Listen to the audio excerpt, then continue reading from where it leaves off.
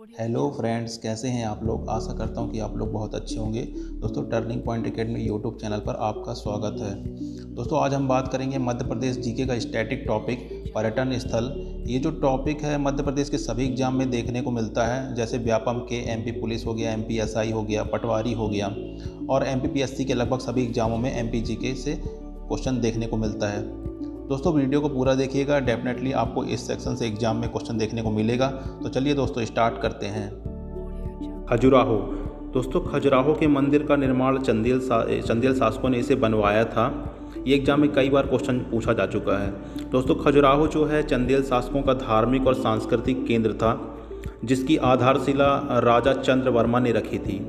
दोस्तों, खजुराहो छतरपुर जिले में स्थित है। इसका निर्माण लगभग 950 ईस्वी से 1050 ईस्वी के बीच माना जाता है। यहाँ पर शैव धर्म, वैष्णव धर्म, जैन धर्म से संबंधित मंदिर हैं। उस समय खजुराहो में लगभग 85 मंदिर बनवाए गए थे, लेकिन ज़्यादातर मंदिर अब टूट चुके हैं और इनकी संख्या लगातार कम हो रही है। दोस्तों, खजुराहो के जो मंदिर हैं वो भौगोलिक दृष्टि से इन्हें 3 भागों में बांटा गया है, जिसमें पहला समूह है पश्चिमी समूह यानी वेस्टर्न ग्रुप, दूसरा समूह है पूर्वी समूह और तीसरा है दक्षिणी समूह। पश्चिमी समूह में लक्ष्मण मंदिर, कंदरिया महादेव का मंदिर, 64 योगिनी मंदिर, चित्रगुप्त मंदिर, विश्वनाथ मंदिर और मातंगेश्वर मंदिर हैं। जो इसका पूर्वी समूह है, पूर्वी समूह में पार्श्वनाथ मंदिर, घैटाई मंदिर और आदिनाथ मंदिर हैं। दक्षिणी समूह में दूल्हा देव मंदिर और चतुर्भुज मंदिर हैं। ये एग्जाम में बहुत बार पूछा जा चुका है। दोस्तों, खजुराहो को 1986 में यूनेस्को की वर्ल्ड हेरिटेज साइट यानी विश्व धरोहर स्थल में शामिल किया गया है।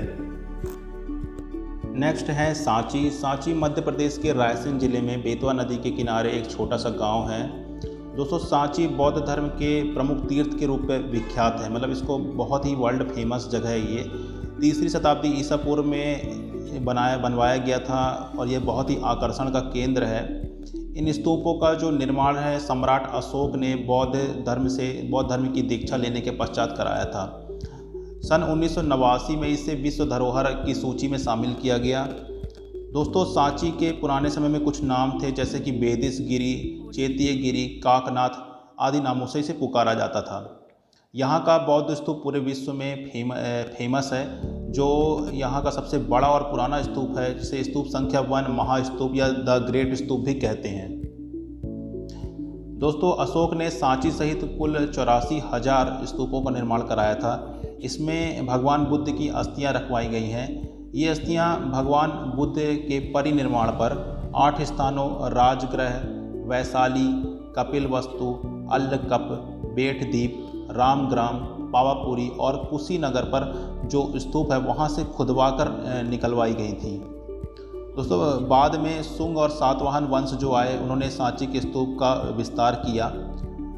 स्तूप संख्या 3 में भगवान बुद्ध के 2 प्रधान शिष्य हैं जो इनके डिसाइपल हैं, जिनका नाम था सारिपुत्र व महामोगल्यायन।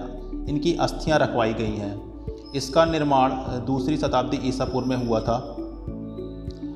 स्तूप संख्या 2 में अन्य बौद्ध आचार्यों व भिक्षुओं की अस्थियां व अवशेष रखे गए थे, जो कि अब लंदन संग्रहालय में ले जाए जा चुके हैं। मांडू या मांडवगढ़ धार जिले में स्थित है। बाज बहादुर ने इसकी स्थापना की थी। दोस्तों, बाज बहादुर मालवा के अंतिम सुल्तान थे, जिन्होंने 1555 से 1562 तक शासन किया। मांडू भारत के पश्चिमी मध्य प्रदेश के मालवा क्षेत्र में स्थित है। 11वीं शताब्दी में मांडू तारागंगा या तरंगा राज का उपभाग था। परमार काल में इसे बहुत अधिक प्रसिद्धि मिली और 13वीं शताब्दी में यह क्षेत्र मुस्लिम शासकों के अंतर्गत आ गया। विंध्याचल पर्वतमाला में स्थित होने के कारण इसका सुरक्षा की दृष्टि से बहुत अधिक महत्व था। दोस्तों, मांडू में होशंग शाह का मकबरा है, जिसे महमूद खिलजी द्वारा निर्माण कराया गया था। दोस्तों, होशंग शाह मालवा क्षेत्र का औपचारिक रूप से नियुक्त प्रथम इस्लामिक राजा था। होशंग शाह का मकबरा पूर्णतः संगमरमर से निर्मित भारत की पहली इमारत थी। मांडू को आनंद नगरी या फिर सिटी ऑफ जॉय भी कहा जाता है। मांडू में रानी रूपमती का महल है। रानी रूपमती जो कि बाज बहादुर की प्रेयसी थी। सुल्तान बाज बहादुर ने रानी रूपमती की रक्षा के लिए पहले अपना महल बनवाया था और बाद में रानी रूपमती का महल बनवाया था। रानी रूपमती यहाँ से नर्मदा के दर्शन किया करती थी और बाद में अन्न ग्रहण करती थी। अंडू में जहाज महल स्थित है। जहाज महल 2 झीलों कापूर तालाब और मुंज तालाब के बीच बना हुआ है, जो देखने में एक जहाज जैसा दिखलाई पड़ता है। इस महल को खिलजी राजवंश के राजा जियाउद्दीन खिलजी के द्वारा बनवाया गया था। इसके अलावा यहाँ पर असरफी महल, हिंडोला महल बेसिकली एक दरबार है जहाँ पर मीटिंग लगा करती थी, जहाँ पर सभा हुआ करती थी। इसके अलावा यहाँ पर जामा मस्जिद, बाज बहादुर का महल, रूपमती का महल, असरफी महल इत्यादि हैं। मांडव मूल रूप से मालवा के परमार वंश राजाओं की राजधानी था। 13वीं शताब्दी में मालवा के सुल्तान ने इस पर कब्जा कर लिया था। है ग्वालियर सिंधिया राजवंश की राजधानी रहा है। दोस्तों, पर्यटन की दृष्टि से यहाँ पर अनेक स्थल हैं। इनमें से सबसे जो महत्वपूर्ण है वह है ग्वालियर का किला। ग्वालियर के किले का निर्माण 525 ईस्वी में हुआ था। ग्वालियर दुर्ग ग्वालियर शहर का प्रमुख स्मारक है। यह किला जो है वह गोपाचल नामक पर्वत पर स्थित है। स्थानीय किंवदंतियों के अनुसार इस किले का निर्माण करने वाले जो प्रथम राजा थे उनका नाम था सूरज सेन, जो कि एक कछवाह राजपूत थे, जिनका नाम इस किले के अंदर एक सूरज कुंड है उस पर लिखा हुआ है। 9वीं शताब्दी में राजा मान सिंह तोमर ने मान मंदिर महल का निर्माण कराया था। दोस्तों, यहाँ पर विभिन्न कालखंडों में यहाँ अलग अलग शासकों का नियंत्रण था। गुजरी महल का निर्माण रानी मृगनयनी के लिए करवाया गया था। ग्वालियर दुर्ग के भूतल भाग में यानी बेसमेंट वाले एरिया में यहाँ पर गुजरी महल स्थित है, जिसका निर्माण राजा मान सिंह तोमर ने 15वीं शताब्दी में करवाया था, रानी के प्रेम में करवाया था। दोनों के नाम इस महल के शिलालेख पर अंकित है। यहाँ पर तेली मंदिर, चतुर्भुज मंदिर जैसे स्मारक हैं जिन्हें गुर्जर प्रतिहार राजाओं ने बनवाया था। इस किले पर गौस मोहम्मद का मकबरा एवं तानसेन का मकबरा भी स्थित है। दोनों एक ही जगह पर स्थित हैं। तानसेन अकबर के नौरत्नों में शामिल थे और अकबर के दरबार के संगीतकार थे।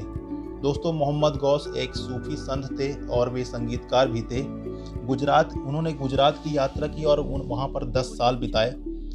वहीं इनकी मुलाकात तानसेन से हुई। तानसेन ने उनसे मुलाकात के बाद सूफी संगीत का गायन शुरू कर दिया था। तानसेन की मृत्यु 1586 में आगरा में हुई और उनकी इच्छा के अनुसार उनको उनके गुरु गौस मोहम्मद की कब्र के पास दफनाया गया। गौस मोहम्मद का मकबरा अकबर ने ही बनवाया था। नेक्स्ट है चंदेरी। दोस्तों, चंदेरी मध्य प्रदेश के अशोकनगर जिले में स्थित है। यह मालवा और बुंदेलखंड की सीमा पर बसा हुआ है। मालवा का प्रवेश द्वार चंदेरी अपनी शानदार खूबसूरती और धार्मिक और ऐतिहासिक महत्व के लिए प्रसिद्ध है। हालांकि जो चंदेरी का नामकरण हुआ है इसमें इतिहासकारों में काफ़ी मतभेद है। कुछ इतिहासकार इसे महाभारतकालीन चेदी राज्य के नाम से जानते हैं, तो कुछ यहाँ पे पर्वतों के नाम पर जानते हैं कि यहाँ पे चंदेरी नाम की पहाड़ी हुआ करती थी। दोस्तों, बूढ़ी चंदेरी के स्थान पर नई चंदेरी को 11वीं शताब्दी में बसाया गया था। यहाँ पर कई शासकों ने शासन किया, जैसे कि गुप्त वंश, प्रतिहार वंश, गुलाम वंश, तुगलक वंश, खिलजी वंश, अफगान वंश, गौरी वंश।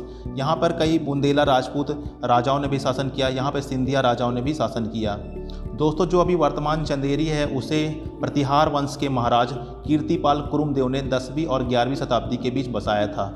दोस्तों, चंदेरी में अनेक खूबसूरत मंदिर, मस्जिद, मठ वह स्थान होता है जहाँ पे गुरु अपने शिष्यों को आध्यात्मिक शिक्षा देते हैं। यहाँ पे कुछ सराय हैं, सराय जहाँ पे एक धर्मशाला हुआ करता था, जहाँ पे मुसाफिर खाना हुआ करता था। मीनारें हैं, मकबरे हैं, बावड़ियाँ जिसको जलाशय कहते हैं, मेहमान खाने जहाँ पे अतिथि का सत्कार किया जाता था, एवं किले बने हुए हैं। दोस्तों, चंदेरी 7 परकोटों के बीच बसी हुई थी।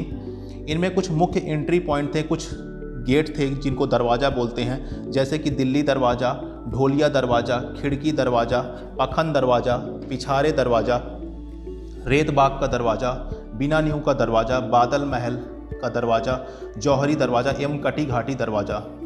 दोस्तों, चंदेरी राज्य जो मुख्य दरवाज़ा है उसे हम खूनी दरवाज़ा के नाम से जानते हैं। दोस्तों, यह मुग़ल शैली में बना हुआ है। यहीं पर मेदिनी राय की मृत्यु हुई थी।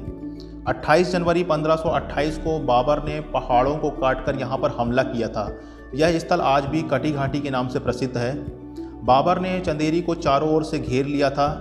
राजपूतों ने दुर्ग को बचाने के लिए काफ़ी भीषण संघर्ष किया, लेकिन इसमें बाबर को ही जीत हासिल हुई। दोस्तों, हजारों छत्राणी वीरांगनाओं ने अपने सतीत्व की रक्षा के लिए यहाँ पर जौहर किया। जौहर का मतलब ये होता है कि मध्यकाल राजपूतों में एक प्रथा प्रचलित थी, जिसमें अगर किसी राजा की हार हो रही है या फिर शत्रु उस पर विजय प्राप्त कर रहा है, तो अपमान से बचने के लिए वो जो स्त्रियां, राजपूत स्त्रियां हुआ करती थी, वे एक विशाल चिता में सामूहिक रूप से आत्मदाह कर लेती थी, मतलब उसमें अग्नि में समाया जाया करती थी। दोस्तों, इसमें जो मेदिनी राय की पत्नी थी मणिमाला और उनकी सहेली ने भी अपने आप को शामिल किया था। चंदेरी में कुछ अन्य दर्शनीय स्थल हैं, जैसे कि चंदेरी का किला। यहाँ पर बुंदेलखंड स्थापत्य कला के नौखंडा महल और हवा महल दर्शनीय है। दोस्तों, यहाँ पर जोगेश्वरी देवी का मंदिर है, जो कि एक प्राचीन खुली गुफा है। यहाँ पर जामा मस्जिद है, जिसका निर्माण गयासुद्दीन बलबन ने 1252 में मालवा की जीत में की खुशी में इसका निर्माण करवाया था। यहाँ पर दिल्ली दरवाज़ा स्थित है, जिसका निर्माण दिलावर खां गौरी ने 1411 में करवाया था। दोस्तों, 32 बावड़ी, यहाँ पर 32 बावड़ी स्थित है, जिसका निर्माण चंदेरी के शेर खां सुल्तान गयासुद्दीन खिलजी के आदेशानुसार 1485 में 32 बावड़ी का निर्माण कराया था। यहाँ पर बादल महल दरवाज़ा है, जो कि जहाँ पे शाही मेहमानों का स्वागत किया जाता था, जिसका निर्माण मांडू सुल्तानों ने 15वीं शताब्दी में कराया था। दोस्तों, यहाँ पर जौहर स्मारक स्थित है, जो कि चंद्रगिरी पर्वत के ऊपर किले में स्थित है। किले के समीप जौहर स्मारक बना हुआ है। जब 1528 में मुगल बादशाह बाबर ने महाराजा मेदिनी राय को पराजित किया और यह दुर्ग को छीना था, तो राजपूत वीरांगनाओं ने अपने सतीत्व की रक्षा हेतु जीवित ही अपने आप को अग्नि में समर्पित कर दिया था और इसी स्मृति में यहाँ पर जौहर स्मारक बनाया गया है। दोस्तों, कैसा लगा आज का ये वीडियो? अगर वीडियो अच्छा लगा हो तो कृपया चैनल को लाइक, शेयर और सब्सक्राइब करें। Thanks for watching.